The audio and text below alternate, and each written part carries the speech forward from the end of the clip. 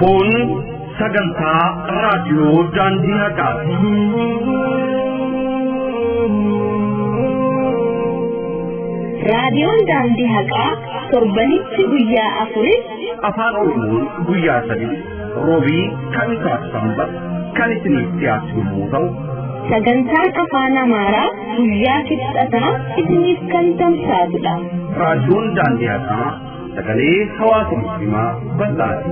Kun sagantaa raadiyoo daandii haqaati.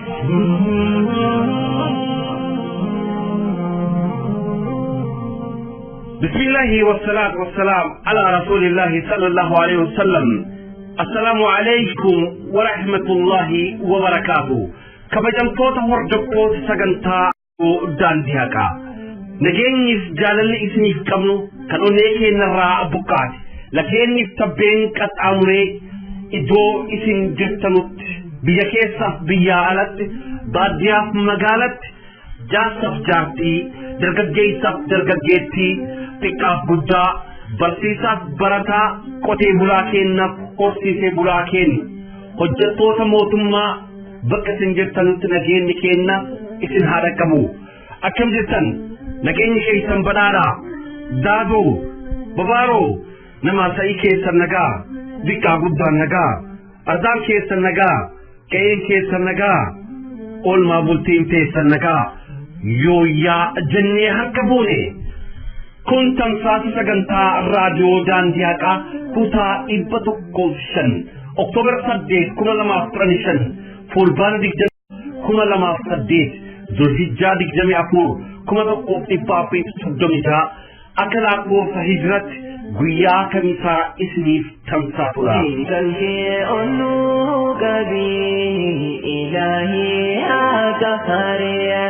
جدفينو بدين أسري يا ربي توكما مينو رجاري كفتا غاري مينو غرغاري أرماني وهم جابو كيدي برماني نراوي جدفينو بدين أسري يا ربي توكما مينو رجاري.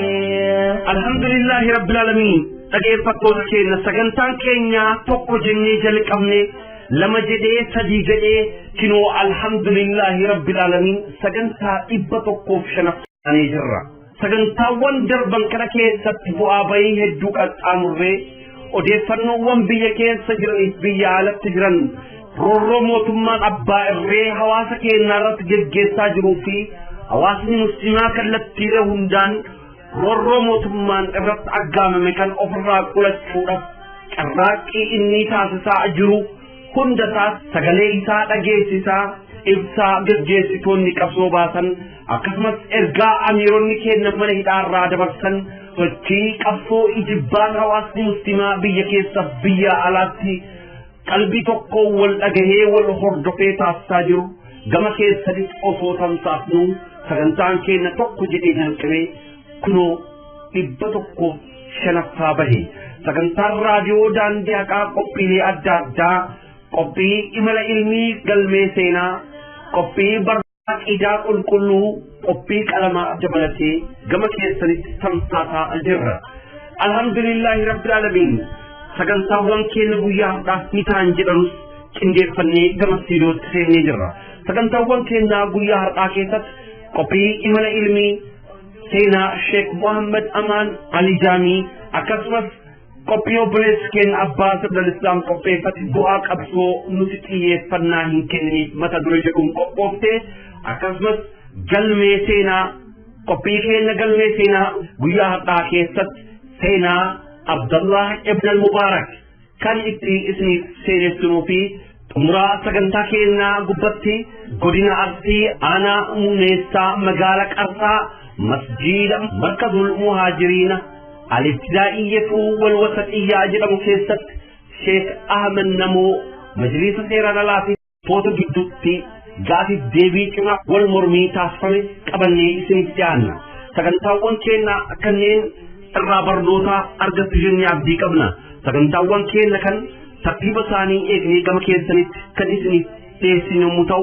sagantaa keenya wajjin hamma xumura sagantaa keenyatti wajjin turaa kan isiniin jedhu obboleessi keessan Hamzaa Booranaa fi gama kutaa teeknikaatiin obboleessi keenya Abdul Khayruun wajjin jira. Sagantaawwan keenya kan qalbii tokkoof gurra keessan qeessitanii akka dhageessan akka nu hordoftan kabajaan isin gaafata.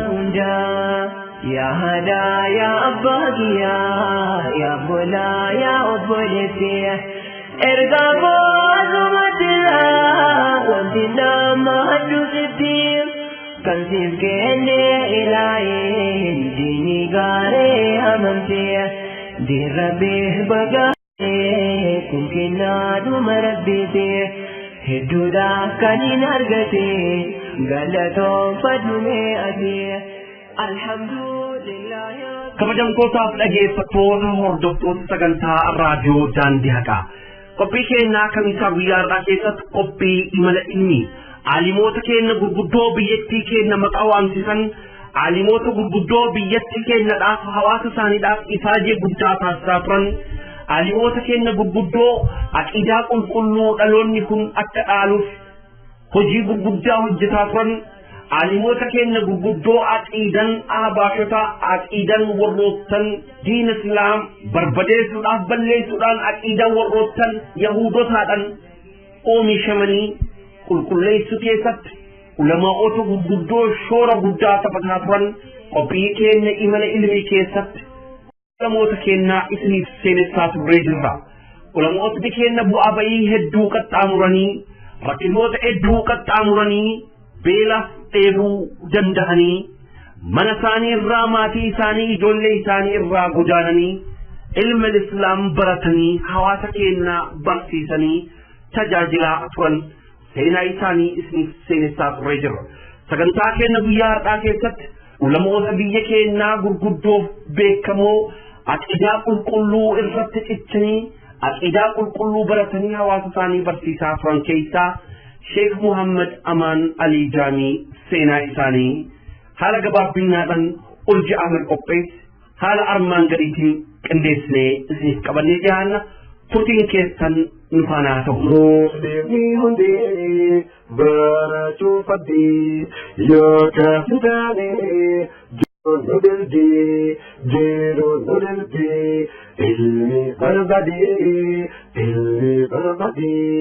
Muslimi huni barachuu fadhii yookaan fitaanii jiruun nu dilbii ilmi barbadii.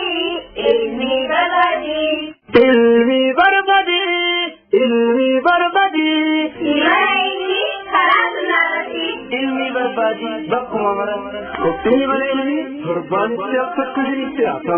Naannoo fi mudannoo lamaanii isin dhageessifna. Laggeenitti gaarran ulamaawwan ilmii barachuudhaaf ba'anii bu'an yaadaan isin daawwachiifna.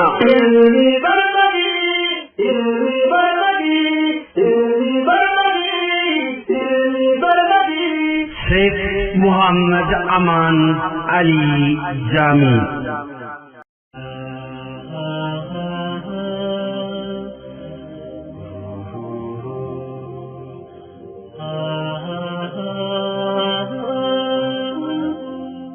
Sheikh Muhammad Aman Ali Jami Al-Oromi Sheikh ni barakum tokkoof dhibba sadiif 49 akka lakkoofsa hijraatti yookaan barakum tokkoof dhibba 930 akka lakkoofsa faranjiitti Harargee lixaa dhagaadhaaf ganda jedhamutti dhalate.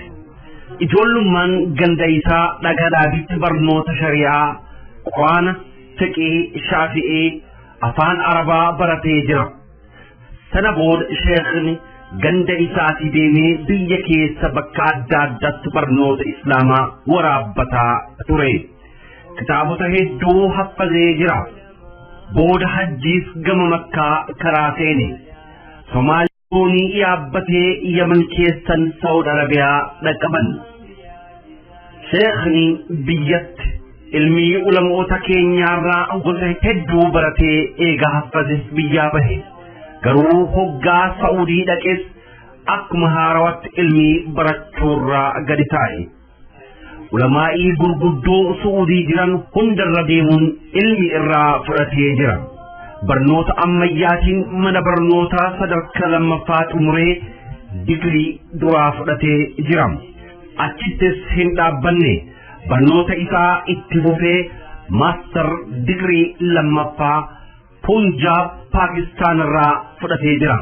Dr. Kan PhD ammoo biyya Masraa Kaayiroo Daarul Uluum irraa fudhatan. Sheekni hanga baratu kana hunda waan ammayyaatis fudhateeti malee ilmi biyyarraa eegalee qabachuu ture. Osuma ulamaa'ii ta'ee jiru barnoota kana hunda baratee jira.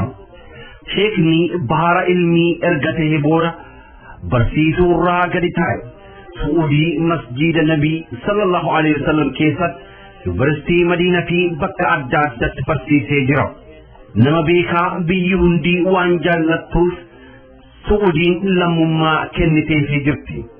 Hanga dhageenyetti sheekotii Oromoo keessaa kan jinsiyyaa yookaan lammummaa Suudii argate isa qofaa ta'uun himama.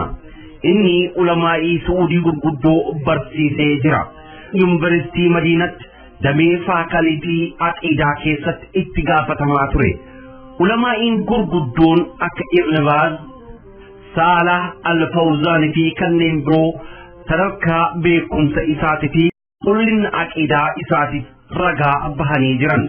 Hoggaa Madiinatti yuunivarsiitiin Islaamaa banamte warra duraa Sheek Ibn Baaz akka aqiidaa barsiisan itti amanee file keessaa Sheekni hangafaadha. Sheekni barsiisaa aqiidaa qulqulluuti ture. Afrikaa biyyoota adda addaa keessa deemee karaa qajeelaa salafootatti muslimtoota gorsaa ture. Ulamaa'ii Oromoo tan mootummaan biyyaa ahite Suuditti akka kabajamanii barsiisota ta'an haala mijeessatii ture. Gabrummaa amantiif sabummaan ummata keenyaa irratti mootummaan adda addaa geggeessaa turan katabee ummata keenyaa Araboonni akka gargaaran kakaasaa ture. Jaarraa abbaa gadaatiif qabsoo inni godhaa ture irratti qabeenyaaf yaadan gargaarsa godheefii jira. Sheeka keenya kana seenaa isaanii hin dandeenyu. Weebsaayitii isaanii seenuun dubbisuu ni dandeessan. Sheekni Rabbiin rahmat haa godhuu fi kitaabota aqiidaa ahlus sunnaa ibsan hedduu barsiisaa turan. Hoggaa yuunivarsiitii barsiisan irraa bahan masjiida Nabii sallallahu alaihi wasallam keessatti ulamoota barsiisuu fi fatwaa godhuun dabarsan. Biyya adda addaa keessa deemanii aqiidaa sunnaa ibsuun akkasumas bid'aa fi shirkii saaxiluun irraa dinniinuuf hirriiba hin qaban ture. Hedduumina dalagaa tana hundaati wajjiin kitaabota musliimoota addunyaa fayyadan hedduun gumaachanii jiran. Kitaabonni isaanii guddinaan aqiidaa ibsuu fi jallina saaxiluu irratti xiyyeeffatan. Sanarraa tokkoffaa sharhuu usuluu as-salaasaa usul salaasaa bal'isee lamaffaa aqiidatul islaamiyyaa wa taarikihaa aqiidaa islaama fi seenaa isaa irraa dubbata. sadaffaa astifaatullaahi fil kitaabi wa sunnati nabawiyyaa. afraffaa hal taarifuu shaabbal oromoo al-muslim saba oromoo muslimticha ni beeyta jechuun waa'ee oromoo katabanii jiran. kana malee kitaabota biroo hedduu barreessanii qabu. kitaabota isaanii argachuu namoota barbaadan weebsaayitii isaanii seenuudhaan ilaaluu ni dandeessan. weebsaayitiin isaanii www.iljame.com. namni hundi addunyaa tanarraa hanga rabbii isaaf hayyame ofa jiraata. Sheeknis dalagaa isaa waan rabbiin isaaf laaffise karaa keessatti carraaqaa eega dabarse booda baatii sha'abaanaa guyyaa 20 bara 1416 hijiraa yookaan 2005 dhukkubsatee gandaa irratti godaane. qabrii sahaabotaa baqee algarqad madiinatti awwaalame. ulamaa'iin gaafa inni du'e akka malee irrifatan keessa tokko Sheek Ibn Baaz ture. gaafa du'a isaa dhaga'ee Ibn Baaz akkana jedhe: inni nabratti nama sadarkaa ilmiitiif aqiidaa gaariin beekamu gama rabbii nama iyaamuu fi nashaaxaa yookaan mirqaana guddaa qabaachuu ture. Akkasumas bidaa fi jallinnoota adda addaa irraa jinninaa ture. Rabbi isaaf haa araaramu, jannata isaa bal'oo keessa isa haa qubsiisu, ilmaan isaatillee haa qajeelchuuf. Rabbiin isaaf nullee isaa tan kabajaa sanitti walitti nu haa qabu. Sheek Ibnu Baas Ramadaana tokko bara 1417 hijiraa akkana jedhu. والهجرة يا ربي أمري نوفدريش خنيجري جنة خنكين وكبشش ربي خيات نوفتشي علماء خينيا بكهم تفتيح صحابات بابا هاجرة عقيدة الشيخة هقاسين إني دوي عقيدة أهل السنة أتري اتقافتما أدمي عقيدة كان يونيفرسيتي مدينة كتابون إساتي في مهادرالين إسا تنورا بمتجرتو عقيدة إساتي فرقال عقيدة الشيخة قباب بنان عقيدة أور أهل السنة إسيف تنسى جرو إسا هودا برسي أهباشي في فقدتو إسي هند رقا قرآن حديثة الباساتوي عقيدة إسا الرأواتكو كتاب إسا شرحو أصول الثلاثة في صفة الله قفر بك أهباشين هدو فلم تقفان تهسن نمني جبلتان دبي سفئه كتاب تلمين بل إنان إلانوني دندها فقفاء ربين أرشي إسارت قلته في أوما إساتي الجراج حكا شيخني أكنجا رغنت ربين أرشي رت قلته نساء قرآن كيست آيات تربة كيست دبتمي استوى قلته آيان إفتتو ترتيب سورة أرمان قلتتا الأعراف آيات شنتمي أفرفا يونس آيات صدفا الرعد آيات لمفا آيات شنفا الفرقان آيات شنتمي سجنفا السجدة آيات أفرفا الحديد آيات أفرفا آياتوني كن هندي ربي أرشيرت قلته سبتشيزا أكسمس آيات تبرو هدو في حديث تهدو توجا كان هي كان آيات أرشيرت قلته إبسطو سنفكاتو أمو آياتوني تربان سن استوى جتو ربي إيغادتشي في سميئومي أكا إسا ملوت أرشيرت قلته إسا سبتشيزتي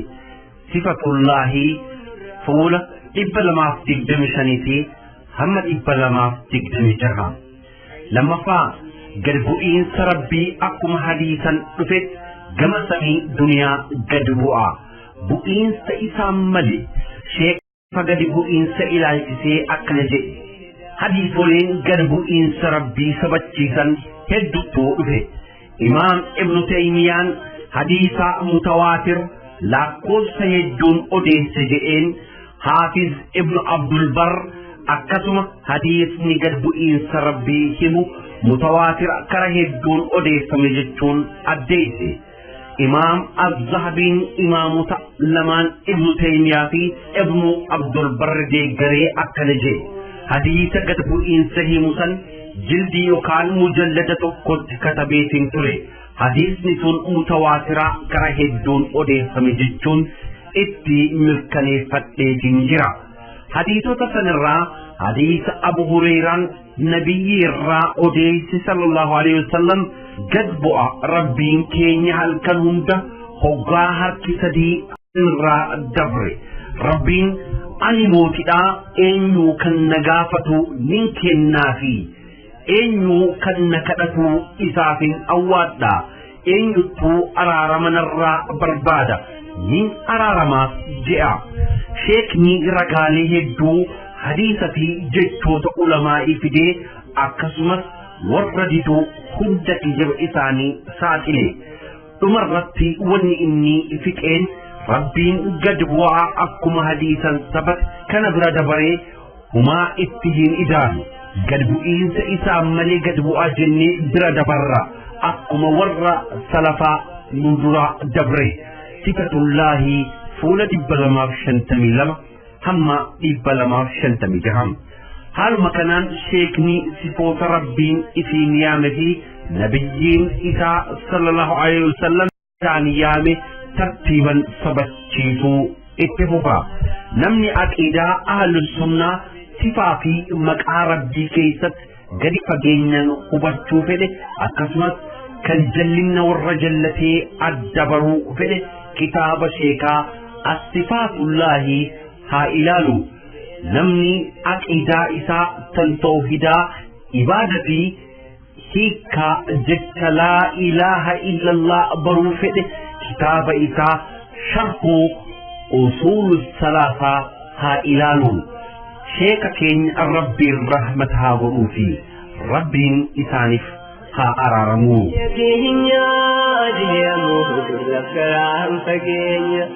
خيس دبر كل هلا ججبينيا غريو دكيو سيران تاني نمو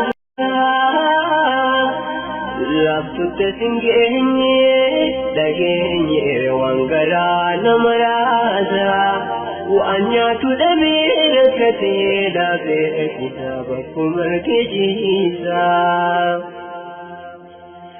أبيماني ربي برو ربي تنفني بيو فيلا فقاتي دكيديا نمني تنبيني أردتني آتيه ودبي سورا همي وكتنبتي ميكا كندارك أمني ساجتا يمين برزي وإجروا مسافر مال سياد الناس وأهدوا لقين قران وأتنه دلا دفتي سيسانا لبنان إن يمه سلان كفنان إيه كتاب أسجيه ولمن كليسا وميك أوسا إن ورحيه إسلاما تائه حكمة بسيسا هل قادين قدها به بديا مقالا توحيد دريسه والجيش بكهم جلالا يا علماء هندو بزرنا كيسم برائه دبت ما دلوت مهقاران گئے جن بردنی برچی سوانسی نفتاتنی جزا خسار اکمتی حدیب جنتانی أبو مسين وإفاجني ولا لما أرانو باستني بوأن خيسهم الذي ورد الوطاني مرقيد العالية أمو خيسهم كل وان خليت فتاستني يا رحماني يا النودي أدرك سعدي أندو جعلها في كل ساهني وريهن جراها يا ربي أمري نفترشي خني جري جنة خنكين وفبتشي ربي خياتي نفتشي علمائي خيني أفكهم جتي باباك بابا هاديها ولا ليها أبد فيهن تسوق مفدي قدا علماء ولا ليها أبد فيهن تسوق مفدي قدا علماء تكناك ولا لما راسك تكنا إفاجي قدا تاسسني أكيدا كل حواس بران تكفورة تغراك تاسمن أكسمس بدع الراسي يكان كرجل أرى حواس الدنينات يا رب رحمتك أنت جلئتان نقولت يا رب أرى رميس قبت مساني جنة الفردوس ربنا هاتافزو كما جمتوتا أجيب فتوتا هردكتوتا كينا كانت أنتان أبريس كين أباس من الإسلام متدري بواق أبسو متكلية تنو اتهين كنينيف متدري جدون كوبي فتكا توتين كيسان نفانا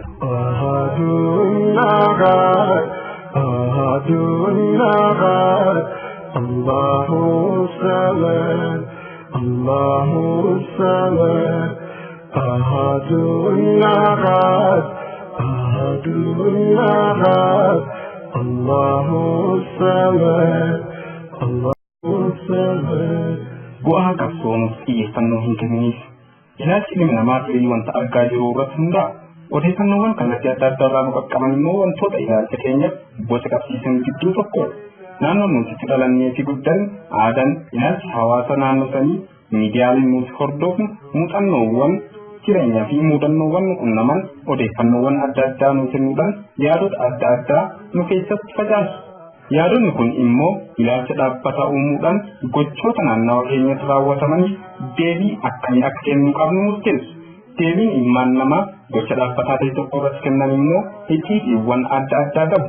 Icciitiiwwan kunniin immoo odeeffannoo isaan argatanii kan bocamu yoo ta'u, odeeffannoon jireenya dhuunfaa kan hawaasaa akkasumas sadarkaa biyyaalessaatti siyaasa fi diinagdee keessatti shoora hammana hin jedhamne taphata. Jaarraa nuti keessatti argamnu kanas kan qaqqabsi odeeffannoo fi teknooloojii odeeffannooti. Dabalataanis dameen qabeenya addunyaa hammana hin jedhamne kan itti dhangalaafamaa jirus odeeffannoodhaaf. Kutaa jireenya kamiyyuu keessatti shoora odeeffannoon qabsoo nagayaa keessatti qabu beekuun nama hin rakkisu. Milkiiwwan qabsoo nagayaa jedhamuun kan ibsaman gidduu inni tokko qabsichi kan uummataa ta'uu isaati. Tokkummaan uummataa kun kan ijaarame immoo nama tokko qofaan osoo hin ta'in odeeffannoowwan adeemsan waliif dabarsanii fi kallattii ilaalchaa kan odeeffannoon nama keessatti uumuun. Sabatiinsi yaadaa yeroo dheeraa kaayuuf amanamuun kutannoodhaan qabsoo nagayaa keessatti wareegamuuf of qopheessuu fi ijaarsi dandeettii qabsicha nagayaa keessatti kan uumus odeeffannoodha. Odeeffannoon bu'aa qabsoo nagayaa qofa osoo hin ta'in shoora guddaa qabsichaati. Milkiiwwan qabsoo nagayaaf murteessoo ta'an gidduu odeeffannoon shoora guddaa kan taphatu waan ta'eef humna keenya kan odeeffannoo cimsatuun immoo shoora guddaa qabsichaa tokko fi qabsaa'onni qabsichaa akka cimanii qabsoo isaanii finiinsan taasisu. Mootummoonni abbaa irree shoora odeeffannoo waan beekaniif kan maddoota odeeffannoo cimuu fi qabsoo nagayaa ukkaamsuuf tarkaanfii isaanii kan jalqabaa kan taasisaniif. Kanaaf dabalataanis isaan odeeffannoo kanatti fayyadamuun qabsicha akka wal hin geenyee fi mul'ata qabsoo nagayaa kan xureessuuf itti fayyadamu. Yeroo cuuphansa ahbaashii musliimota biyya keenyaa irratti taasifamuuf yuunivarsiitii Haramayaatti mootummaadhaan jalqabametti sabinaalee fi miidiyaaleen kunniin dhimmicha yeroo gabaabaa keessatti uummata biraan ga'uun badii fuuldura musliimota biyyattii qunnamuuf dhaabbate akka uummanni beekuu fi akka dammaqu taasisuu keessatti shoora hammana hin jedhamne bahaniiru. Walga'iiwwan icciitaan lol ahbaash kan babal'isuuf taasifaman deeggarsi maallaqaa fi loojistikii akkasumas jalqabaa fi dhumma walga'ichaa hawaasni musliimaa odeeffannoo argatuun wantoota qabsicha asiin gahan gidduu tokkodha. Musliimaa hammeenya ahbaashii fi jidduu lixummaa mootummaa hubachuun tokkummaadhaan kan balaaleffate shoora odeeffannoon taphateen. Duula ahbaash kan akka dhukkubaatti daddarbe dhaloota kan darbee dhaloota dhufuuf kan miidhu ta'uu hubatuun keenya wareegama nuti kaffalu akka qophoofnu nu taasiseera. Mootummaan waltajjiiwwan adda addaa qopheessuudhaan namoota ilaalcha ahbaashiin ala jiran fiinxalleessummaa fi mankaraleessummaadhaan farrajuun qajeelfamoonni seeraa fi seera biyyattii irra jiran kan akka mirgi amantii kabajan ajajan tarkaanfatuunii fi amantii keenya keessa kan hin seenin ta'uu ibsuudhaan balaaleffannaa uummanni tokkummaan ka'e fashaleessuudhaan olola dharaa oofuun kan hin milkaa'iniif hawaasni musliimaa dammaqinaan odeeffannoo adda addaa waliif dabarsuun wal dhageessisuu isaatiin. Olola mootummaan amantiiwwan biroo fi hawaasni musliimaa akka wal dhabuuf taasisaa ture kan danda'e odeeffannoowwan hawaasni musliimaa karaalee adda addaatiin dabarseen. Inumaayyuu ololli mootummaa kun kan qabsoon hawaasni musliimaa itti jiru kun odeeffannoo hawaasni musliimaa tooftaawwan adda addaa fayyadamuun dabarseen kan nagayaa ta'uu itti calaqqifamee fi mootummaan immoo ololli isaa kan fashalaa'e odeeffannoo hawaasni musliimaa taasisaa ture. Miidiyaaleen addunyaas olola mootummaa kan qabsoo nagayaa hawaasa musliimaa kan xureessuuf taasisus fashalaa'uudhaan akka isaan miidhaa fi roorroon irratti raawwatamaa jiranii fi xiyyeeffannoo kennuudhaan akka isaan addunyaa guutuun gahan kan taasisu bu'aanis odeeffannoo waliin gahaa tureeti. Har'as qabsoon keenya kan nagayaa ta'uu ibsuudhaan qabsoo keenya kan duraanii caalatti finiinsuudhaan qabsoo keenya kan dhaabnu mirga keenya kan nu irraa mulqame kabajuu qofa akka ta'e akka ibsan kan nu taasisu humna keenya kan odeeffannoo waliin ga'uu cimsine itti fufna. Milkiiwwan qabsoo keenyaa kan gurgurtan afran darban taasisuu inni tokko sararoota odeeffannoowwan ittiin waliif dabarsanii babal'isuudhaan gaazexeessitoota lammummaa isaaniif quuqaman citizen journalism uumuu keenyaati. Odeeffannoon biyya miidiyaaleen mootummaadhaaf ukkaanfamuun mirgi yaada ofii itti ibsatu itti dhorkamu kanatti qabsoo keenya kan nagaya milkii guddaa ta'uu danda'eera. Adeemsa rakkisaa keessa dabarree dhufne asiin geenye akkuma odeeffannoo liqicha nuuf ta'e maal injifannoo fuuldura keenyatti galmeessifnuuf humna keenya kan odeeffannoo cimsatuun barbaachisaadha. Odeeffannoo waliin ta'uu filannoo tokko qofa fayyadamuu osoo hin ta'in filannoowwan odeeffannoo ittiin wal ga'uu danda'an mara fayyadamuun akka babal'asaatiif hojiin odeeffannoo waliin ga'uu hojii namootaan murtaa'e qofaan hojjetamuu qabu miti. Hojiin odeeffannoo waliin ga'uu qabsoo tokkoon keenya irratti hirmaatuu qabnu akka tasaa ta'ee odeeffannoo waliin ga'uu filannoo dhabuun ni mala.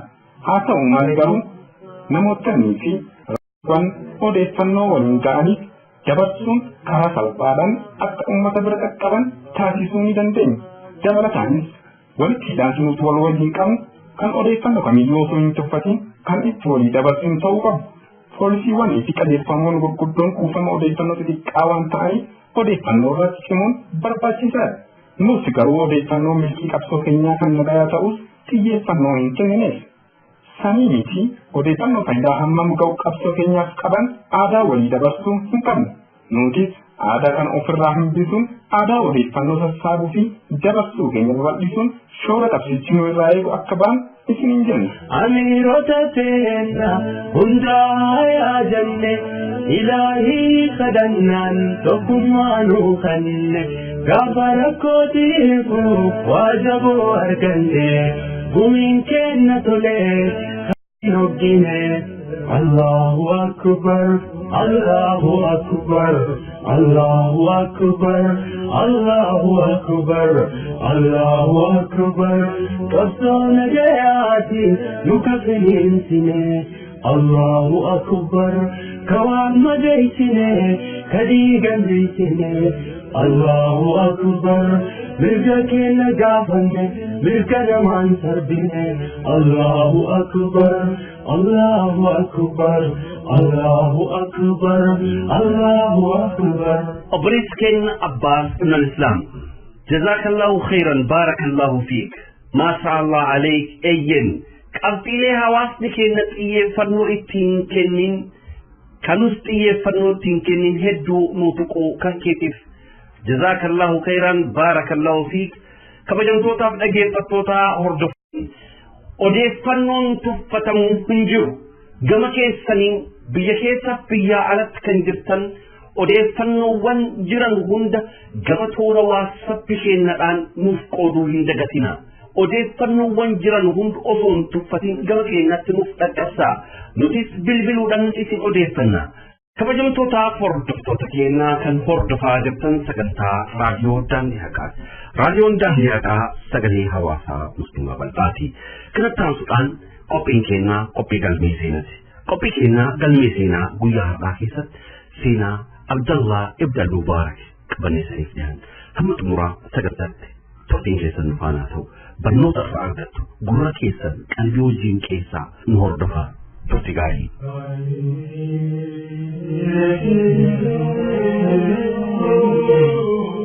Galmee sagantaa galmee seenaa kana keessatti seenaa islaamawaa keessaa iddoo gurguddoo qabaniiti.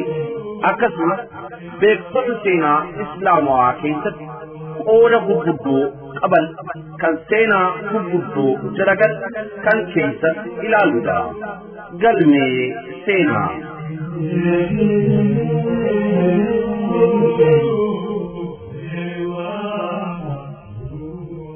Abdullah ibn al-Mubarak.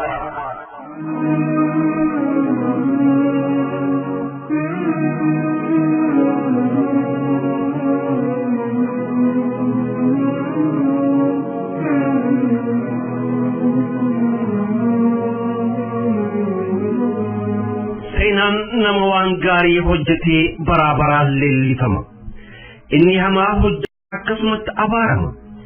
Akka amantii islaamattis namoonni seenaa boonsaaf dinqisiisaa hojjetan hedduutu darbe. Seenaa isaanis yeroo hunda irra deddeebiidhaan dhageeffachuun nama hin nuffisiisu.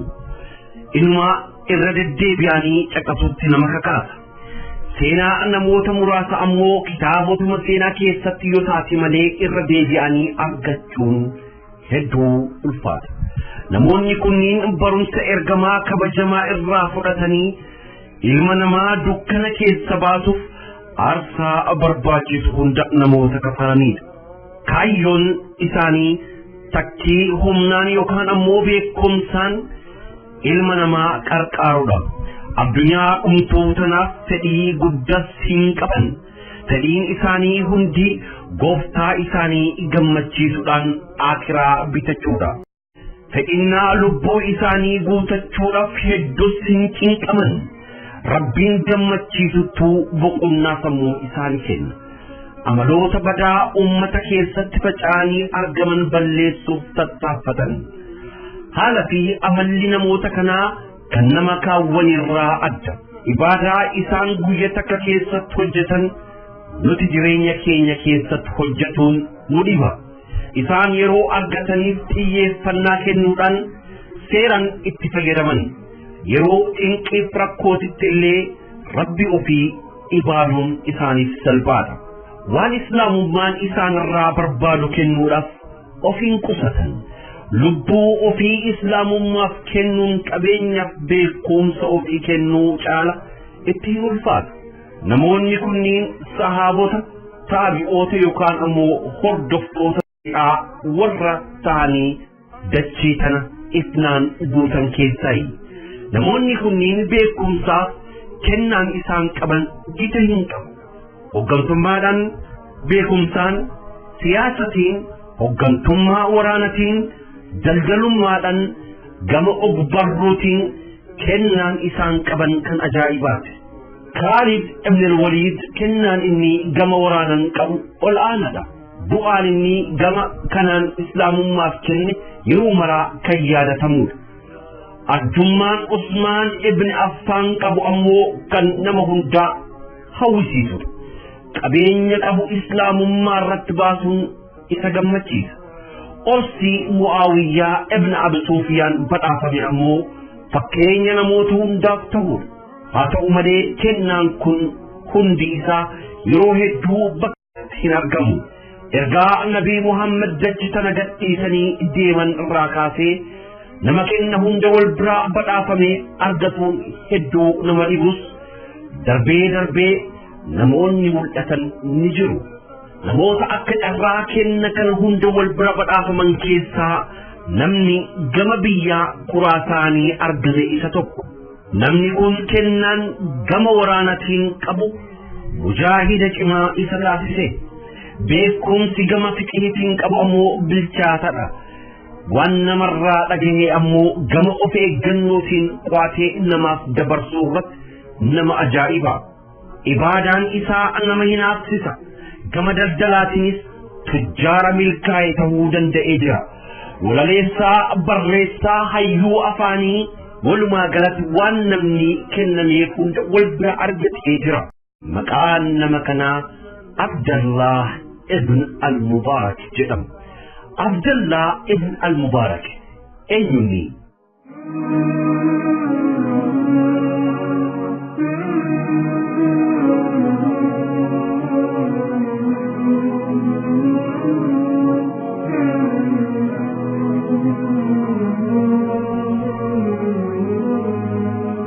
Ismaa'il ibn Ayyaash waa'ee isaa yeroo dubbatu akkana jedhe. Nama Abdallah ibn al-Mubaarak fakkaatu dachii tanarratti hin argine. Kennaalee namoomaa Rabbi ilma namaatiif badhaase keessaa isa Abdallah ibn al-Mubaarakiin walgitu hin argine. Sufyaan ibn al-Uyayni ammoo dalagaa sahaabota ilaalee itti aansee dalagaa Abdallah ibn al-Mubaarak ilaale. Haa ta'u malee hiriyyummaa Nabii Muhammad waliin qaban irraan kan ka'e iddoolee jihaada hedduutti argamuu isaaniitiif malee sadarkaa sahaabonni isa ittiin caalan argachuu hin dandeenye jedhe. Namni kun maaf akkanatti dhaadheffame laata? Maqaan isaa guutuu Abdallah ibn al-Mubaarak ibn Waadi al-Hanzalii al-Tamiimii jedhama. Iddoon dhaloota isaa kutaa biyya Afgaanistaan naannoo Khuraasaan jedhamutti magaalaa Maruu keessatti. Barri dhaloota isaa akka lakkoofsa hijiraatti bara 118 magaalaan Marwa hayyoota bebeekamoo ilma namaatiif gumaachitee jirti. Isaan keessaa Imaam Ahmad ibn Hanbal, Sufyaan as-Sawrii fi Ishaaq ibn Rahway eeruun ni danda'ama. Kanumaaf jecha magaalaan tun wiirtuu beekuu dandeessee jirti. Abdallah ibn al-Mubaarakis hanga gaafa umriin isaa 20 guutetti magaaluma sana keessa taa'uudhaan beekumsa horatee jira. Abbaan Abdallah Mubaarak hiddi dhaloota isaa Turkii. Daldalaa beekamaa warra Banuu Hanzala jedhamuuf gabra ta'ee tajaajila kennaa ture. Mubaarak nama haala fi amala gaarii qabudha. Yeroo hunda Rabbi isaa uume ibaaduu fi gammachiisuu irratti dabarsa. Innis seenaa ajaa'ibaa qaba. Gaaf tokko namni inni biratti gabra ta'ee hojjetu rommaana mi'aawaa isaa muree akka isaaf fidu isa ajaje. Al-Mubaarakis gara ooyiruu dhaquudhaan rommaana muree fide.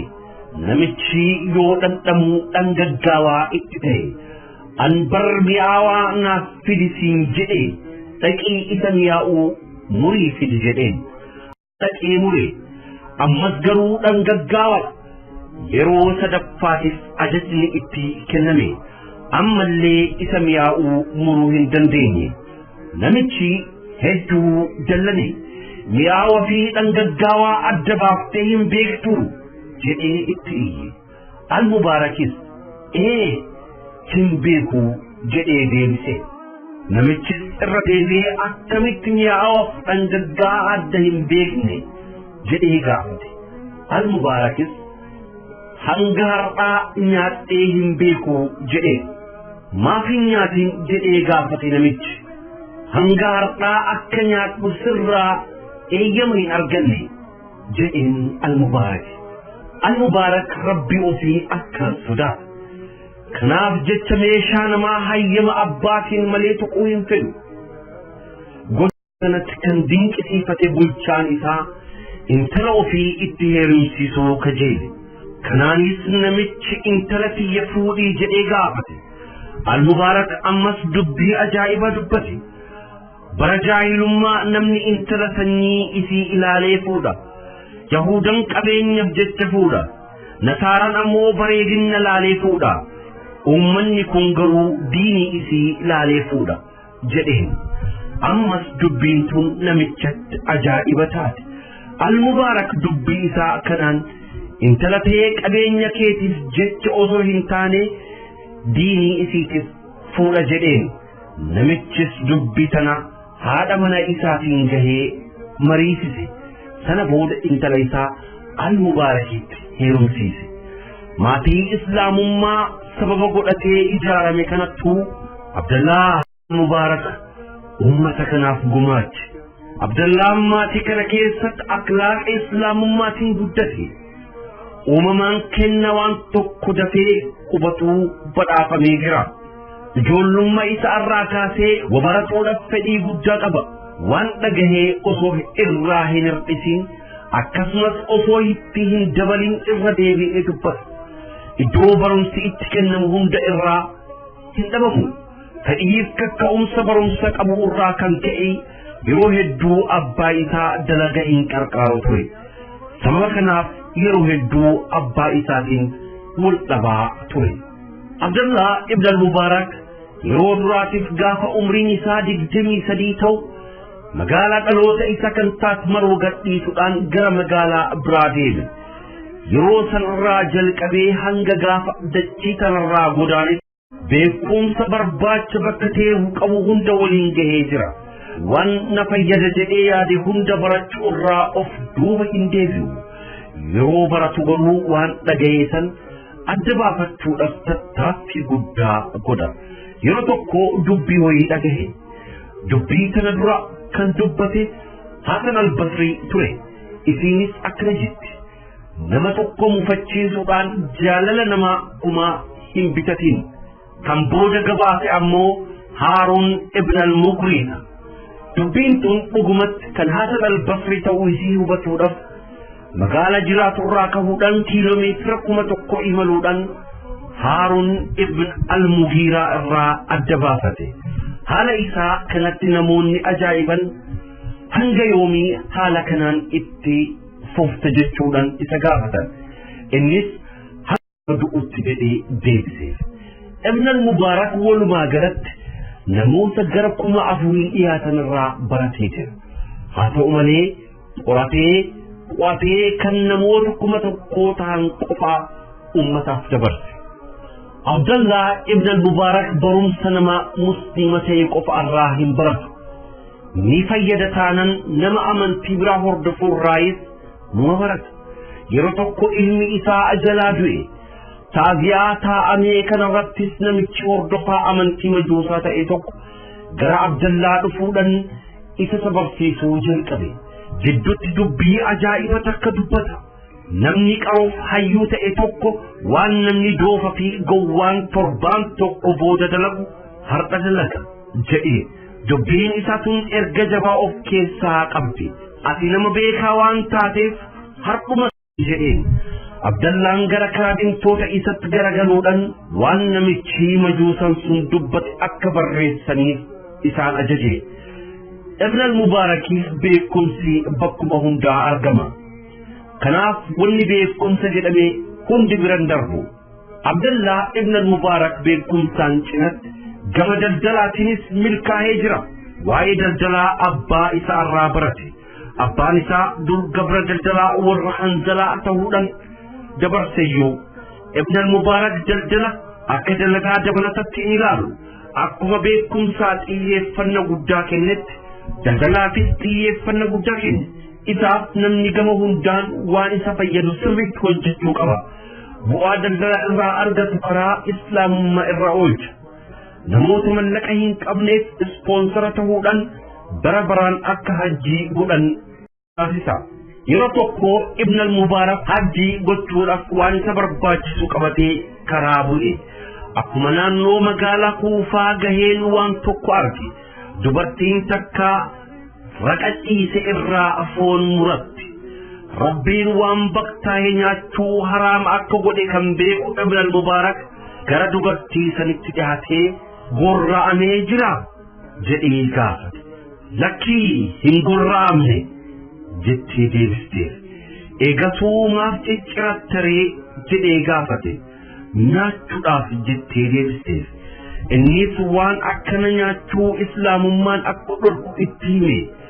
Isiinis deeminarraa jetteen. Haalli isaa hundii ajaa'ibatti ta'e. Dubartii sanitti dhiyaachuudhaan keessa isaa sirriitti hubachuuf gaafii dhiyeesse. Isiinis fi hunda itti himte. Abbaan isii dureessa ture. Shiftaan ajjeesee qabeenya isaanii hunda saame. Amma rakkoo hama keessa jiran. Uffata takka qofaa waan qabduuf isa obboleessa waliin wal jijjiiraa uffatti. Ibn al-Mubaarak hedduu rifate. Wanta gara biyya isa deebisu qofa hambifatee waan irraa hafe hunda namitti sanitti sadaqate. Abdallah ibn al-Mubaarak daldalaaf tahuu mallaqa saniin sossobamee sadaqatu irraa isa hin deebisne. Qabeenya qabu hunda karaa islaamummaa irratti baasuun waan hunda caala isa gammachiisa. Ibn al-Mubaarak waa'ee warra bid'aa yeroo hordoftoota isaa barsiisu teessumni keessan hiyyeeyyii waliin haa ta'u. Namoota bid'aa wajjiin hin ta'inaa jedhaatii gorsa. Jireenya isaa keessatti dagaagina mu'tazilaa qaadiriyyaa akkasumas jaahamiyyaa argee jira. Waa'ee warra bid'aa hedduu isaanii sirriitti beeka. Sababa kanaan waa'ee namoota kanneenii hedduminaan musliima barsiisee jira. Yeroo hunda waa'ee badooma isaanii dubbachuu irraa of duuba hin jedhu. Lubbuu ofitti hedduus hin qabu. Yaada rakkoon isaa hunda amantii islaamummaa rakkoo irraa tiksu qofa. Gaaf tokko barumsa barachuuf gara Abu Hamzaa al-Samaalii dhaqe. Namni kunis barattoota walitti qabee barsiisutti jira. Abdallah ibn al-Mubaarakis taa'ee dhageeffataa barreeffatutti ka'e. Jidduun Abu Hamzaan Usmaan ibn Affaan arrabsuu jalqabe. Jechoon hamaa waa'ee isaa dudubbate. Battaluma sanitti Abdallah ibn al-Mubaarak lafaa ol waraqaa barreesse fuula isaa duratti ciccire biraa deeme. Ibn al-Mubaarak barumsa bakka hundaa barate. Garuu namoota islaamummaa keessa taa'anii daandii jallinaa qabatan hunda isaanii irraa baratuu hin barbaadu. Akka irraa fagaatanis hordoftoota isatti hima. Namoota quraanni makhluuqa rabbi arshii ol hin jiru jedhan hunda isiitu ni morkata. Abdallah ibn al-Mubaarak beekumsaaf mallaqaan cinattis lubbuu ofii islaamummaaf kennee jira. Kanaaf jecha yeroo barbaachise hundatti jihaada irratti ni hirmaata. Namoota jihaada irraa fagaatanii ibaadaa masjiida keessatti qofaan daangeffamanis gama jihaadatti waamicha godhaaf. Namni waamicha isaa dhagahee jalaa hin awwaanne hin jiru. Yeroo tokko namni Al-Fudayl ibn Ayyaan jedhamu masjiida Makkaa fi Madiinatti galee ibaadaa qofa raawwate.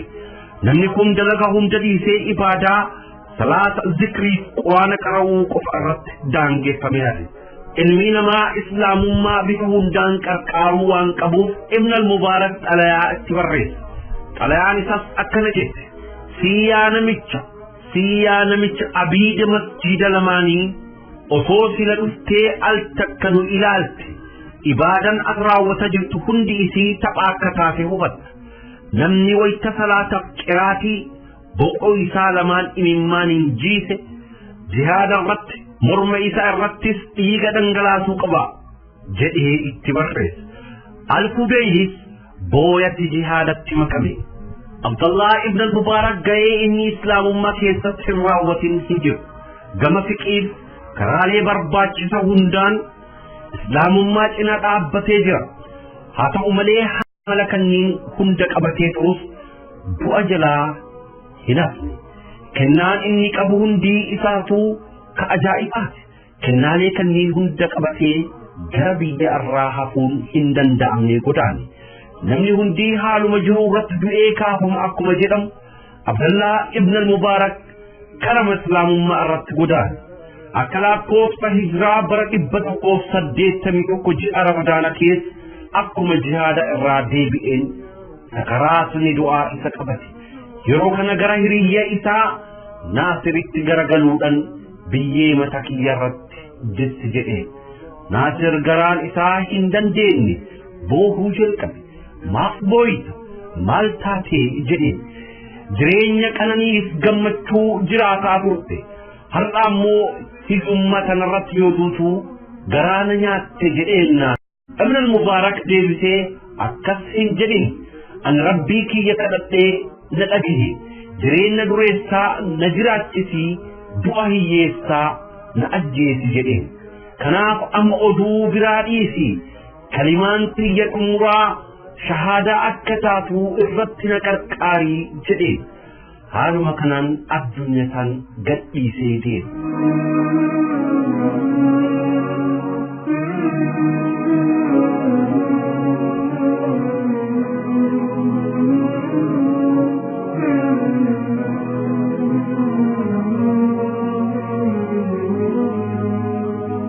Abdullah ibn al-Mubaarak gama hedduun fakkeenya muftaa. Hedduun keenya yeroo ammaa tana fedhiin ilmii diinii baratuuf qabnu akkaan du'ee jira. Hedduun keenya barumsa addunyaatiif malee kaaniif bakka hin kenninu. Ilmii beekumsa diiniitiif bakka kenne ammoo barumsa addunyaa irraa dugda galee jira. Kun ammoo deebi'ee numa miidhe. Ammaan tana nama muslimaa baratee biiroolee mootummaa keessatti arguun ulfaata ta'ee jira. Kanaaf haga danda'ameen barumsa irratti jabaachuu qabna. Ibaadaan islaamummaa keessatti raawwatamu hundi isaatu beekumsa irratti hundaa'uu qaba. Wanti beekumsaan malee hojjennu hundi isaatu bilaasha nu jalaa ta'a. Kanaaf cimnee haa barannu. Ammaan tana islaamummaa gama beekumsaatiin balleessuuf jaahilli hedduun nutti waraanbanee jira. Gama interneetatiinis ta'ee gama biraatiin namoonni waa'ee islaamummaa beekumsa xinnoo isii qaban hedduu nu dararaa jiran. Namoota kanneen dirqamatti fuuldura dhaabbachuu dandeenyu moo beekumsa horanne qofaadha. Dalagaa ibaadaa fi barumsaatiin cinatti namni muslima tokko gama biraatiinis cimee hojjetuu qaba. Namni muslimaa hedduminaan daldalaa irratti hirmaatee jira. Kun waan gaariidha. Garuu dalagaa biraa irrattis hirmaachuun barbaachisaadha. Ammaan tana aduwwiin islaamaa waraana gama miidiyaatiin nutti bane. Kana ammoo kan ofirraa deebisuu dandeenyu gama miidiyaatiin qofa. Dhugaa dubbachuuf yeroo amma kana wantoota miidiyaadhaan wal qabatan hedduu hin qabnu. Gaazexaan, barruun, TV'n islaamummaa barsiisu hedduu hin jiru. Kanaaf daldaltoonni keenya gama kanaan xiyyeeffannaa kennuun irratti hirmaachuu qaban. Osoo ollaa keenya namni beelan rakkatu nuti ollaa san biraa yeroo 5-6 hajji godhuun waan miti. Qabeenya qabna taanaan dirqamatti yeroo tokko raawwatuu qabna. Kan kanarraa hafe garuu kidmaa diinii irratti osoo baafne waan gaariidha. Ibn al-Mubaarakis dubartii rakkattee san arginaan dhiisatti manatti deebi'e. Osoo ollaan beelahuu, osoo muslimni rakkatuu, osoo yatiimni hedduun waan uffatu dhabee dararamuu nutirra deddeebiidhaan raawwachuun bu'aa silaa argachuu qabnu nu jalaa hir'isa. Waan hojjennu hundaaf murannoo nu barbaachisa. Ammaan tana jaahilli akka abaash afaan banee nutti siigutti jira. Dabalataan mootummaan abba irreetis nutti ija diimettee jira. Rakkoolee diinii irratti nutti dhufe kana jabaannee dura dhaabbachuu qabna. Osoo kabaja musliimaaf islaamaa mulqan argaa bira dabruu hin qabnu. Carraaqame hundaan onnee guutuun dura dhaabbachuu qabna. Keessattuu hawaasni diyaaspooraa carraa qaamolee mootummaa wajjin wal arguudhaa waan qabuuf dhimma kanarratti cimuu qaba. Ejjannoo tokkoon dhiibbaa uummata keenyarraa gahu haala ittiin furuu qabnu mootummaa waliin mari'atuu qaba. Walumaa galatti akhlaaqa Abdallah ibn al-Mubaarak bira gahuun nutti ulfaatus haga danda'ameen waan humna keenyaa keessa fudhatuun gaariidha. Barumsa haa barannu. Haala addunyaan keessa jirtuunis karaa halaalatiin daldalatti haa jabaannu. Daba islaamummaa irratti hidhatamu hunda qorachuudhaaf of haa qopheessinu.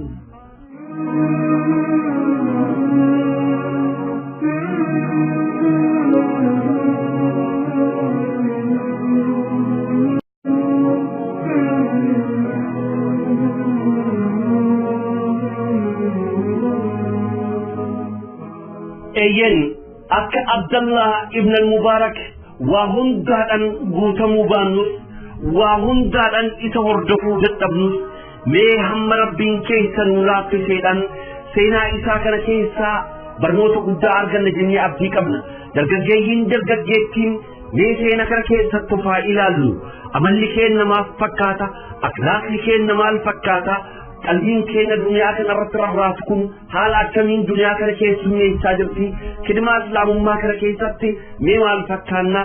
Akkasumas ammoo gama daldalaatiin kutannoon keenya maal fakkaata? Gama biraan immoo ilma islaam barachuudhaaf mee kutannoon keenya maal fakkaata? Mee seenaa abbaa Abdullah mee haa ilaallu. Mubaarak akkamitti mee haa ilaallu. Maasaa hammana ganuu kana keessa yennaa hojjetaa ture. Dhandhamni roommaana mi'aawaa fi hadhaawwan isa kam akka ta'eefu hin beekne. Abbaan maasaa sanii hamma isaa ajajutti hin nyaanne. Hamman kennattuu amaanaa eegaa jira. Hamman kennattuu amaanaarraa hubannoo qaba. Eeyyeen Abdallaanis abbaan isaa akkuma isaa karaa islaamummaa irratti cichee isa guddisee hunda. Innillee mee ilaalaa. Dubbii tokko mirkaneeffachuudhaaf dubbii tokko dhugeeffachuudhaaf kiiloomeetira 1000 deemuudhaan mirkaneeffate. Hamman kennatti yeroo ammaa kana dubbii tokko mirkaneeffachuudhaaf haasawaa tokko mirkaneeffachuudhaaf hamman kennatti dhimma kanarratti obboleewwan keenya wal dhabe mee ofaa ilaallu. Abdallah ibn Mubaarak kutannoof murannoon inni diinis qabu namootaan 4,000 olii irraa baratee jira. Kan inni irraa qulqulleessee gabaase namootaan 1,000 qofa irraa ka baratee ilaallu. Eessa jirran nuti ilma islaam barachuudhaaf akkasumas ilma duniyaa akademii barachuu irratti eessa jira? Yeroo ammaa kanatti akademii barachuu irratti haalli keenya maal fakkaata? Waajjiroota mootummaa keessatti kan mul'atan eenyudha? Namni keenya eessa jira? Nama keenya haa barsiisnu. Abdallah ibn al-Mubaarak warroottan hattaa majuusa irraatillee barnoota fudhataa ture. Warroottan amantii islaamaa hordofanii alaarraatis barnoota fudhataa ture. Barnoota irratti xiyyeeffannaa kenninu isa kaan barannee isa kaan dhiisuu hin qabnu barnoota hunduma barachuudha qabna. Barnoota diinaa islaam qofa barannee isa kaan keessaa alatti hafuudhaa hin qabnu. Miidhaa inni nurratti fidaa jiru argaa jirra. Dhimma kanarratti munashinni keenya Ustaas Raayyaa Abbaa Maccaa albeema isaa bara kan baasee irratti akka gaariitti ibsa kennee jira. Hundumti keenya haa jabaannu. Nashidaa Ustaas Raayyaa Abbaa Maccaa dhimma barnootaa irraa dubbatu kan isin affeerree gama sagantaa keenya isin tarkaanfachiifna. Turtii gaarii. Lukinni Rabbiin alhamdulillah فنعم المولى وغني كما جال فنعم المولى وغني كما جال فنعم المولى وغني كما جال ممكن ربي قدامك تنسى ولانا برقان قوين يومون وكل مولانا إنسان دي دوغار كني قرانا إقرار أجل كمي وبرجوبانا كن قبيني كينيا نمالي نتانا كارا برجو يجدم معنا كان الرابع واليادة سيسو بربانا معلوم مانا والإبدام يا الله أرغني كما جالا إقرار ربي قرانا نما تتبو ما يفهم لمانا سلبنا رابريت النجابانا إن شاء الله غابتك إبن التبانا قرآن قبني بكا قبني بانا شتين كبو يوم وكين إرآنا وإذ برنو دارا ودب جيانا وأندم له بربانا نمو عليك لان أرغني كما جالا هاقو إرغانكو بكا يتنوتي magala baadiya baddaga moojiti naadagai dargaggoodha dargaggeeti waan arrate kamay ta'e nurratti akkuma ilmiindeene baramaa jirutte barnoonni amma yaafeera nurratti bakka kana lafee jira dhugumatti kulaa kanaan deelee keenya waa mudatti galiin nu tuffatti nun jetti wallaala arganne ajaala.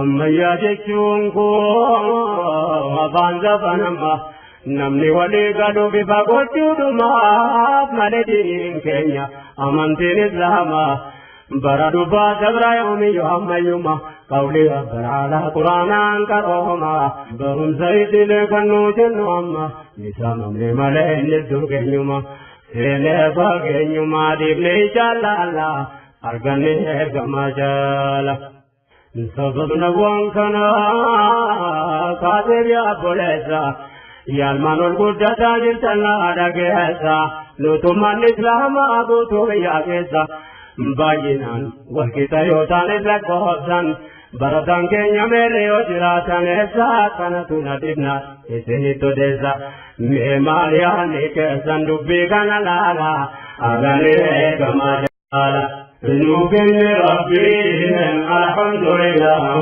الحمد لله فنعم المولى ونعم المجال نوبل ربي الحمد لله الحمد لله فنعم المولى أرجلك مجال فنعم المولى أرجلك مجال فنعم المولى أرجلك مجال kabajamtoota dhaggeeffattoota hordoftoota keenya kanattaan godina Arsii aanaa Muumeessaa magaalaa Qarsaa masjiida Malka Zuhaajirii al-ibtidaa'iyatu wal wasatiyya jedhamu keessa guyyaa lama dura salaata magribaaf ishaa'ii jidduu Sheekh Jamaal Muhammad Aliimni aanaa sadiitti hadiisa barsiisan tafsiira osoo barsiisanii waan aabaashaa dubbatanii uummata tafsiiraa dhageeffatu hubannoo kennanii ture.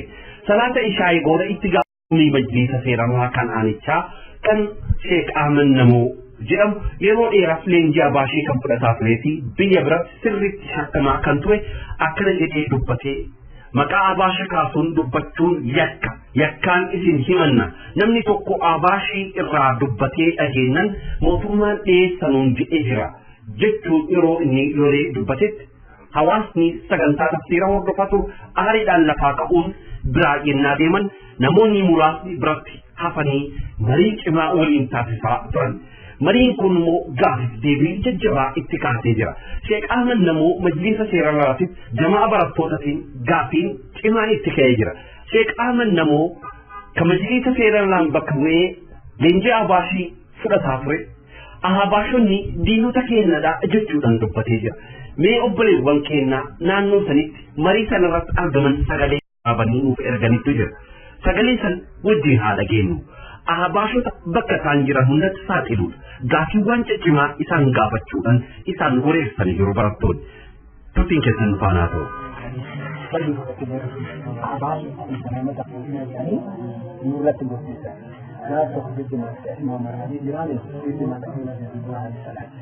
ودم أول موسى يدعو في الأوسط موسى أول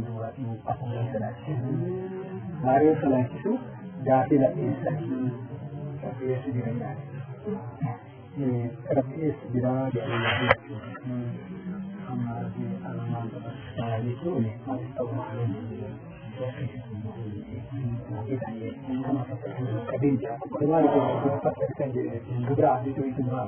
الله وجد لا مكان له سعي وفق إلى أما كان هذه إضافة لسان واحد بيتو الدنيا تنافس به كان يجي في اليوم وجدت لتاته لما تكون خلصانة كان يجيبه وكان يوقف وكان يوقف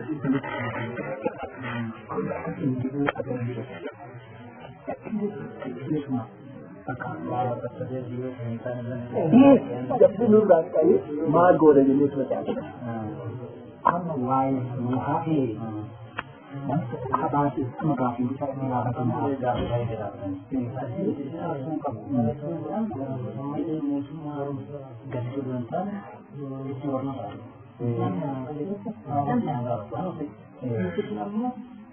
قل أنا لم يكن كريستيانا يؤمن صلاة الناس كون كريستيانا بناجين يا كريستيانا كان يحتاج دوت يحتاج يجسون ما سنة ما سنة أصل ما إذا في كويكا ini wanda gurin wanne biratani wanne tin wanda da wutani ini dimma mawzuma ti dimma islamma aske tagalju asara dubatu aka ofiya dukkan mai mali jinnani dimmi asiri imma ulama wal qabas hukumi gafatane hukumi irratti murtaamane sida ishiman na yacho diko jiwan bada sun haka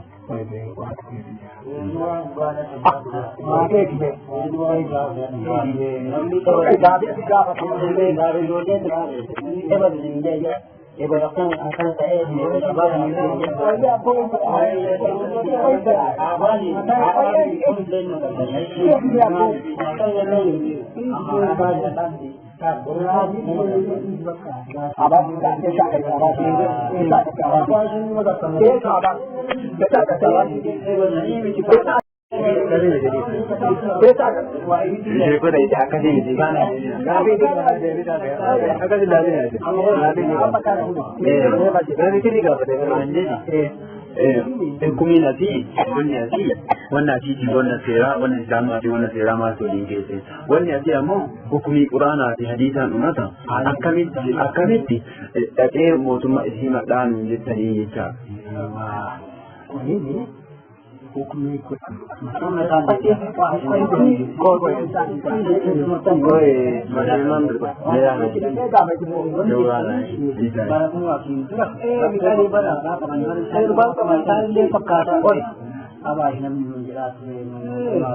Sanini jiwonni anje de bara sanini jira dubbacho ahbas idiman najira ahbas ajechani asara dubbacho mootummaa idiman najira isini ahbas yo jiran mootummaa idiman namu maka ahbasin ayna amma wani ga faran ko amma ahbas ya jude ahbas aka dinga da nan wani ke ta amma duk aka dinga to dinga ta namni ma wani dinga amma akwai su a da kamar nan akwai su da shi aka samu uficha habatu male a gafa male sibira ta nan sibira ta wa a tika su ba su ne daga ina sibira ta nama wanka da suke ga kan da koyi da ita shi da amma an ga kan shi ga kan a ba shi ne a ba shi wan banda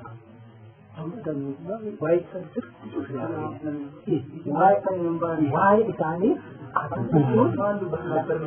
eegi kaamee abbo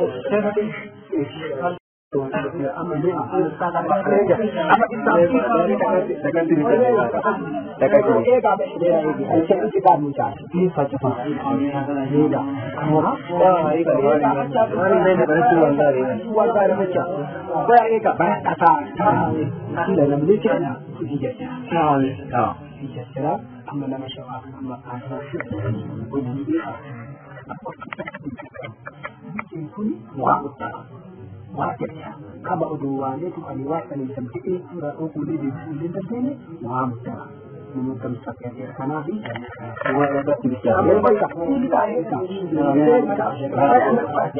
na haya ni kwa sababu bisha kwa eka kwa bani na kwa hapa ndio bila ndio bali wako pale tare tu awa anakete wangu bara tare kama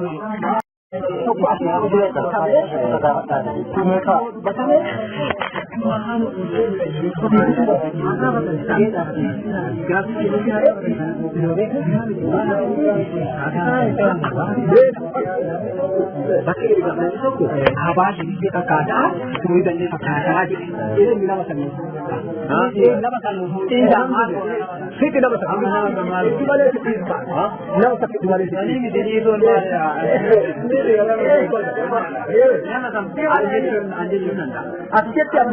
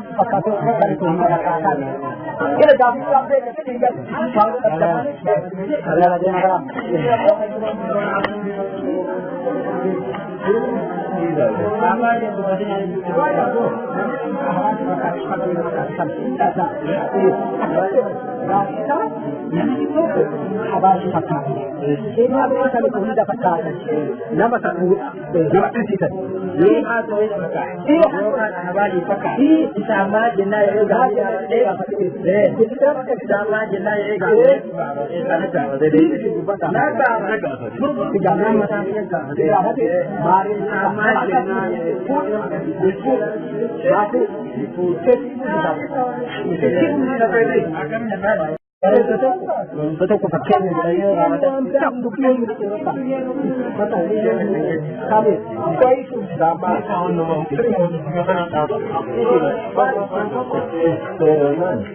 kami itu tidak baik satu kali apa sih pada di rumah apa untuk ini apa sih pada di rumah apa ini bukan hati rumah itu apa sih kumisi dia akan jadi bukan hati rumah itu sudah di sini nanti kita punya Yokan abasi pakate abasi wajin deewate yo agar kan wara solida wajin deewu maas anan ni solide kala daru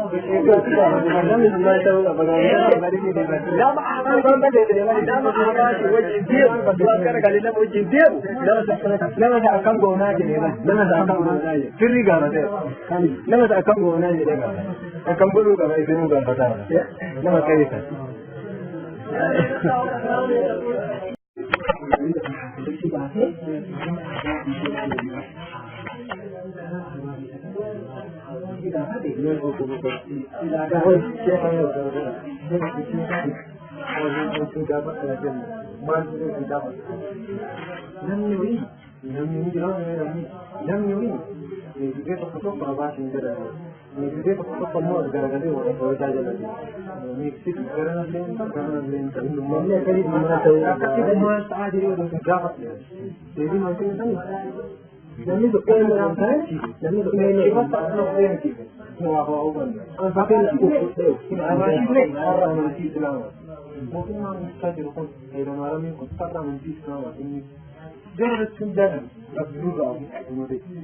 ولكن أنا أتكلم عن العلاج والجراحة. فكتير أتكلم عن العلاج والجراحة.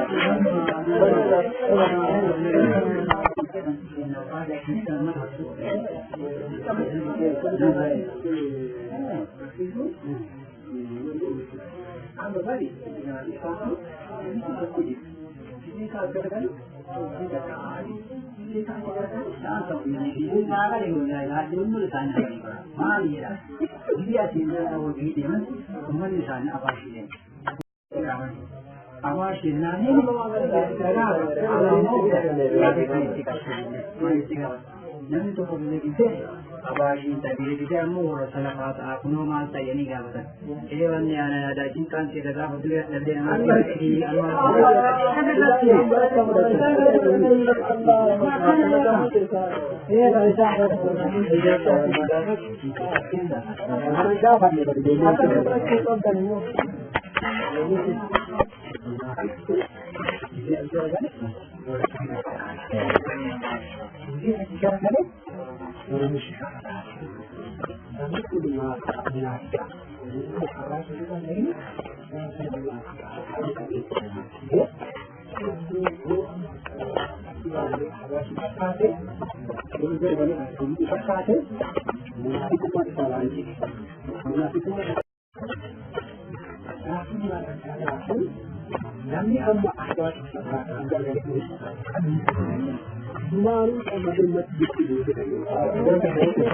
ini cara dokter bahkan kita ni mana dokter mana sangat akan dunia ni. Yang akan itu masa ubat aku ni dengar. Orang dah pandai jadi sekarang. Masa saya dah mana tu. Kalau itu lanjut maka jadi. Maknanya ini dari sana. Hari ini kalau sampai berapa? Tapi namanya di sana apa sih antara ini dan antara ini salah. Mas ini juga ada. Yes, mana kita? Mana kita kenal ni? Jom nak kenal. Jom nak kenal ni. Jadi tu kita ada. Tahu ada orang ada sini ada kan? Jadi ini adalah tujuan motivasi kita mendidik kepada masyarakat itu. Kita berdiri di dalam itu, masyarakat kita berani hidup.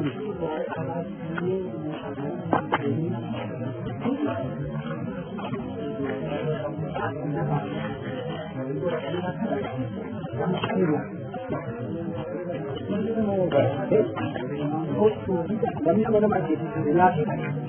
Kami hidup sama dengan hidup sama pun banyak.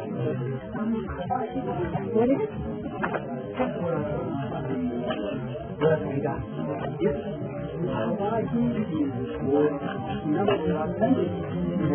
Berada banyak.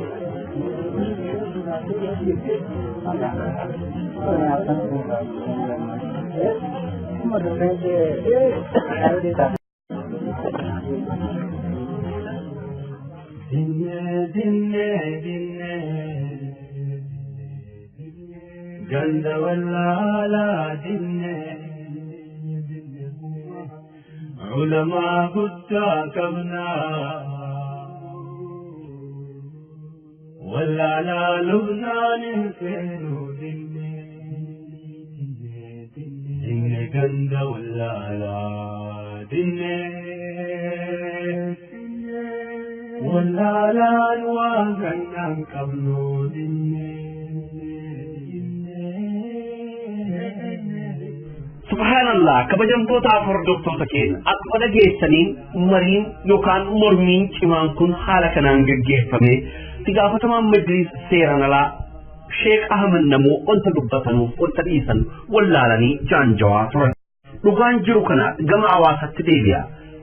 Aqiidaa qulqulluu keessa jabeeffadha. Garaa keessaniif jettanii qaamota mootummaa jalan deemina. Dhugaan jirtu kana animuunni kennaa yeroo hunda Abashni maalidha dhimma jedhuurraati hubannoo kennuu irraa boodatti hin deebi'ina. Baarakallahu fiikum ulamoota keenya bakka jirtanutti rabbiin isin haa tiksu. Jalliftoota aabaashota kanarraati ummata keenya rabbi haa tiksu. Yeroo ammaa kanatti aabaashonni alhamdulillahi rabbil alamin maqaan isaaniitu jenna waamamu namoonni aabaashota jenna namni kun aabaasha jenna ummata keessatti balaaleffannaa guddattu isaa uumama. Bu'aa qabsoon keenya fida keessaa inni tokko kan alhamdulillahi rabbil alamin ammas qabsoon keenya itti aqidaan qulqulluun biyya keenya keessatti hamma miila gad dhaabbatu akkasumas warroottan aabaashii mootummaan deeggaramanii ijaa badduu fokkattuu jallattuu yahuudota kan humnaan nurratti ta'uun amma dhaabbatutti ijoollee keenya dhoksaan hatanii leenjisuun amma dhaabbatutti qabsoon keenya cimee itti fufu.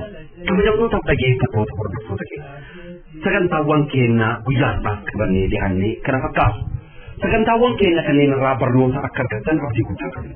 Sagantaawwan keenya irraa yaada keessan qeeqa keessan nuuf gumaachuu hin dagatina. Yaadni keessan nu deeggara. Gama toora waasappii keenyadhaan yaada keessan nuuf gumaacha. Obboleewwan keenya kallattii hundaan yaadanis qabeenya keessaniinis nu cinaa dhaabbachaa jirtan jazaakumullahu khairan baarakallahu fiikum. Kun tamsaasa sagantaa raadiyoo daandii haqaati. Raadiyoon daandii haqaa qabeenya keessan. Qabeenya keessan kunuunsuun dirqama keessa. Sagantaawwan guyyaa har'aa kan qindeessee isiniif gaggeessaa ture ana obboleessa keessan Hamzaa Booranaati. Gama kutatee obboleessa keenya Abduheer nu wajjin ture.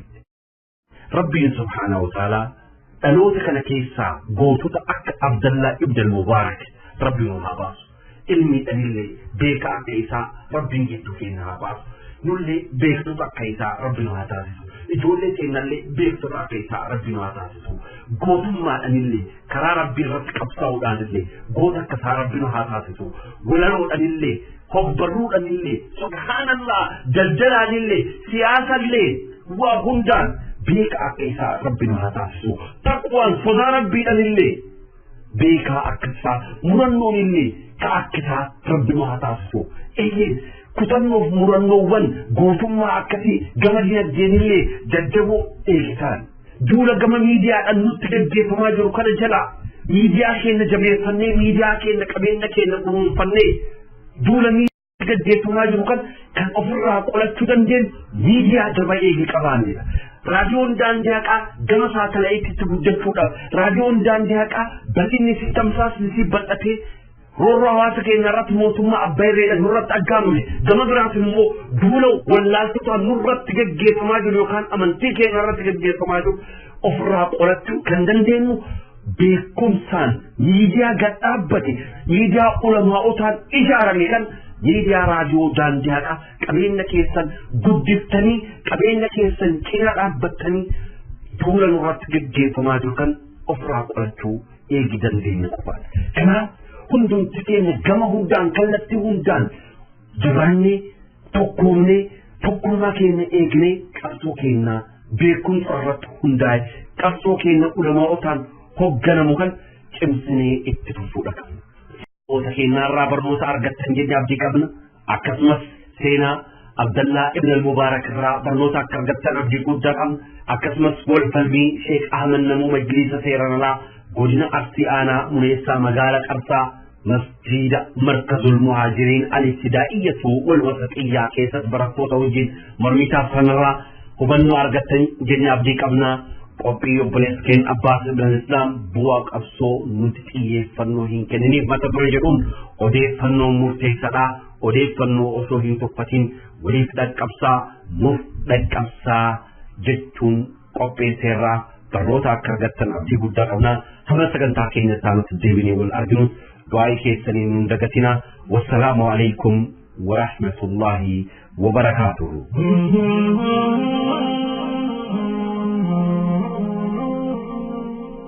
Allahu ya jaba qabeenna qabnu sikaba quwaa fi qudraallee qabnu sikaba quwaa fi qudraallee qabnu sikaba nuun dhibini nurraa kaasi waan nu dhibaan Allahu rabbi ya jaba qabeenna qabnu sikaba Kuwafi kudrale kamu se toba nuri tibile nurakazu